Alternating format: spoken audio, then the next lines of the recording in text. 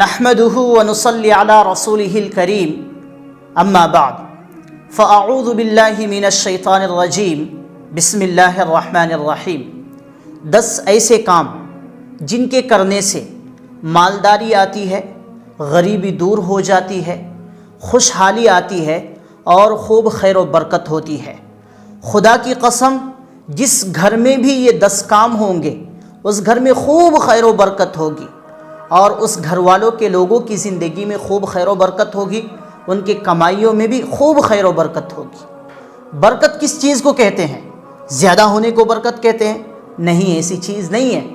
برکت اس کو کہتے ہیں کہ اللہ تبارک و تعالیٰ کے فضل سے تھوڑی سی چیزوں پر ہماری زندگی کی تمام ضروریات پوری ہو جائے۔ اللہ تبارک و تعالیٰ کی طرف سے کفایت کا ہونا اس کو برکت کہتے ہیں، اور برکت ہر ایک انسان کی ضرورت کی چیز ہے۔ تو اس ویڈیو میں آپ یہ 10 چیزیں جانیے، جاننے کے بعد ان کاموں کو کرنے کی کوشش کیجیے۔ اس ویڈیو کو دوسروں کو بھی شیئر کیجیے تاکہ آپ کے ذریعے سے دوسروں کا بھی بھلا ہو جائے۔ تو جانتے ہیں کہ وہ 10 چیزیں جن کے ذریعے سے خوب خیر و برکت ہوتی ہے، مالداری آتی ہے، غریبی دور ہو جاتی ہے۔ نمبر 1، سب سے پہلے نمبر پر استغفار، اللہ تبارک و تعالیٰ سے معافی مانگنا۔ قرآن پاک میں کئی مقامات پر توبہ و استغفار کے ذریعے رزق میں برکت اور دولت میں فراوانی، اضافہ ہونے کا ذکر ہے۔ حضرت نوح علیہ السلام کا قول نقل کیا گیا ہے کہ میں نے اپنے قوم سے کہا اپنے رب سے معافی مانگو، بلا شبہ وہ بڑا بخشنے والا ہے، وہ تم پر خوب بارش برسائے گا، تمہیں مال اور اولاد کی فراوانی بخشے گا، تمہارے لیے باغ پیدا کرے گا اور نہریں جاری کرے گا۔ حضرت عبداللہ بن مسعود رضی اللہ تعالی عنہما روایت کرتے ہیں کہ رسول اللہ صلی اللہ علیہ وسلم نے ارشاد فرمایا، جو شخص کثرت سے استغفار کرتا ہے، اللہ تبارک و تعالیٰ سے معافی مانگتا ہے، تو اللہ تبارک و تعالیٰ اسے ہر غم سے چھٹکارا اور ہر تنگی سے کشادگی عنایت فرماتے ہیں، ہر تنگی سے نکال دیتے ہیں، اور اسے ایسی راہوں سے رزق عطا فرماتے ہیں جس کا اس کو وہم و گمان میں بھی نہیں گزرتا کہ میرا رزق کہاں سے آ رہا ہے۔ ایسی جگہ سے اللہ تبارک و تعالیٰ اس انسان کی روزی کو متعین کر دیتا ہے۔ نمبر 2، دوسرے نمبر پر اللہ سے ڈرنا، گناہوں سے بچنا، تقوی جس کو کہتے ہیں تقوی۔ تقوی ان کاموں میں سے ایک ہے جن سے رزق میں برکت ہوتی ہے۔ اللہ تبارک و تعالیٰ فرماتے ہیں کہ جو اللہ سے ڈرے گا، اللہ تبارک و تعالیٰ اس کے لیے راہ نکال دے گا، راستے کھول دے گا، اور اس کو وہاں سے رزق دے گا جہاں سے اس کو گمان بھی نہ ہوگا۔ دوسری جگہ قرآن کریم میں اللہ تبارک و تعالیٰ کا ارشاد ہے کہ اگر بستیوں کے لوگ ایمان لاتے اور تقوی اختیار کرتے تو ہم آسمان اور زمین کی برکتوں کے دروازے ان پر کھول دیتے، لیکن انہوں نے جھٹلایا، اس لیے ہم نے ان کی کمائی کی پاداش میں ان کو پکڑ لیا۔ نمبر 3، تیسرے نمبر پر توکل علی اللہ، اللہ پر بھروسہ کرنا۔ ارشاد باری تبارک و تعالیٰ ہے، اللہ تبارک و تعالیٰ کا ارشاد ہے، جو اللہ پر بھروسہ کرے گا وہ اللہ کے لیے کافی ہوگا۔ اللہ اپنے کام پورا کر کے رہتا ہے۔ اللہ تعالیٰ نے ہر چیز کے لیے ایک اندازہ مقرر کر رکھا ہے، تو آپ کو اللہ تبارک و تعالیٰ پر توکل کرنا ہے۔ کسی بھی حالت میں ہو، آپ کسی مصیبت میں ہو، اس وقت اللہ پر بھروسہ کریں۔ جو کچھ بھی ہوگا اللہ تبارک و تعالیٰ کی طرف سے۔ اللہ پر بھروسہ کرنا ایمان کا ایک حصہ ہے۔ جو کوئی بھی اللہ پر بھروسہ نہیں کرتا پھر وہ ایمان کے دائرے سے نکل جاتا ہے۔ توکل کریں گے اللہ پر، پھر آپ کے لیے ہی فائدہ ہے۔ اللہ تعالیٰ توکل کے ذریعے سے آپ کو بے شمار روزی عطا کرے گا، غنی کر دے گا آپ کو۔ چوتھے نمبر پر، نمبر 4، اللہ کے راستے میں خرچ کرنا ہے۔ اللہ تبارک و تعالیٰ فرماتے ہیں، جو کچھ تم خرچ کرو گے اس کا اجر اس کے پیچھے آئے گا، اور اللہ بہترین رازق ہے، رزق دینے والا ہے۔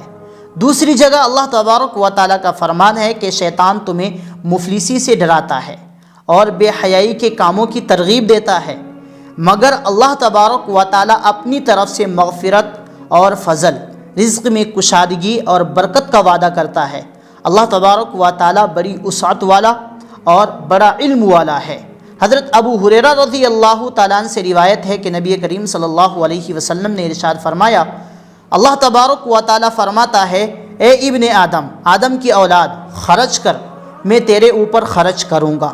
نمبر 5، پانچویں نمبر پر طالب علموں پر خرچ کرنا، یعنی جو علم دین سیکھنے کے لیے مدرسوں میں ہیں یا پھر مکتب میں ہیں، علم دین حاصل کر رہے ہیں، جن کو کہتے ہیں طالب علم، ان پر خرچ کرنے سے اللہ تبارک و تعالیٰ اس انسان کو بے شمار روزی عطا کرے گا۔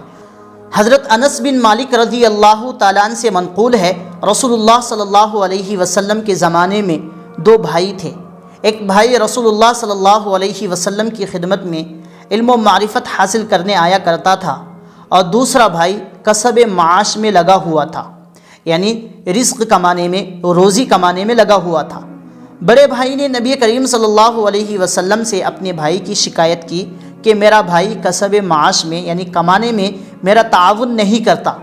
تو آپ صلی اللہ علیہ وسلم نے ارشاد فرمایا کہ ہو سکتا ہے کہ تمہیں اسی کی برکت سے رزق دیا جاتا ہو، اسی لیے آپ کوشش کیجئے کہ جو بھی طالب علم ہے، مدرسے میں علم حاصل کرنے والے اسٹوڈنٹس ہیں، آپ ان کے اوپر خرچ کرنے کی کوشش کریں، آپ اپنی استطاعت کے مطابق، کیا پتہ ان کی برکت سے آپ کو بے شمار روزی عطا کی جائے، اسی لیے اس چیز کا آپ خیال رکھیں۔ نمبر 6 نمبر پر رشتہ داروں کے ساتھ حسن سلوک۔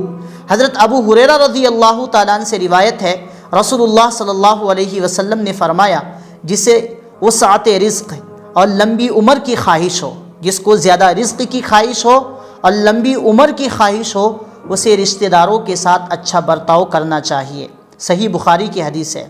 اور حضرت علی بن ابی طالب رضی اللہ تعالیٰ عنہ سے روایت ہے کہ رسول اللہ صلی اللہ علیہ وسلم نے فرمایا، جسے لمبی عمر، وسعت رزق اور بری موت سے چھٹکارا پانے کی خواہش ہو، اسے اللہ تبارک و تعالیٰ سے ڈرنا چاہیے اور رشتہ داروں کے ساتھ حسن سلوک یعنی صلہ رحمی کرنا چاہیے۔ صلہ رحمی کا جامع مفہوم یہ ہے کہ حسب گنجائش رشتہ داروں کے ساتھ خیر خواہی اور بھلائی کا معاملہ کیا جائے اور شرور و فتن سے انہیں محفوظ رکھا جائے۔ نمبر 7، نمبر پر کمزوروں کے ساتھ حسن سلوک کرنا۔ نبی کریم صلی اللہ علیہ وسلم نے فرمایا، بندوں کو ان کے کمزوروں کی وجہ سے ہی رزق ملتا ہے اور ان کی مدد کی جاتی ہے۔ حضرت مصعب بن سعد رضی اللہ تعالیٰ عنہ روایت کرتے ہیں کہ سعد نے دیکھا کہ انہیں دیگر لوگوں پر فضیلت حاصل ہے، تو رسول اللہ صلی اللہ علیہ وسلم نے ارشاد فرمایا کہ کمزوروں کے طفیل ہی تم کو رزق ملتا ہے اور تمہاری مدد کی جاتی ہے۔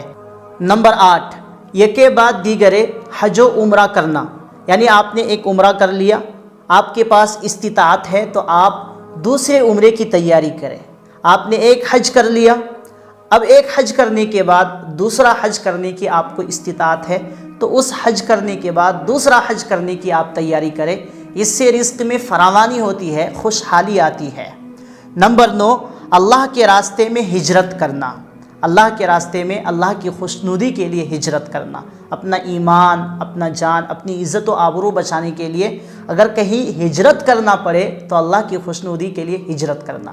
نمبر 10، سب سے آخری پوائنٹ جو ہے، عبادت میں انہماک۔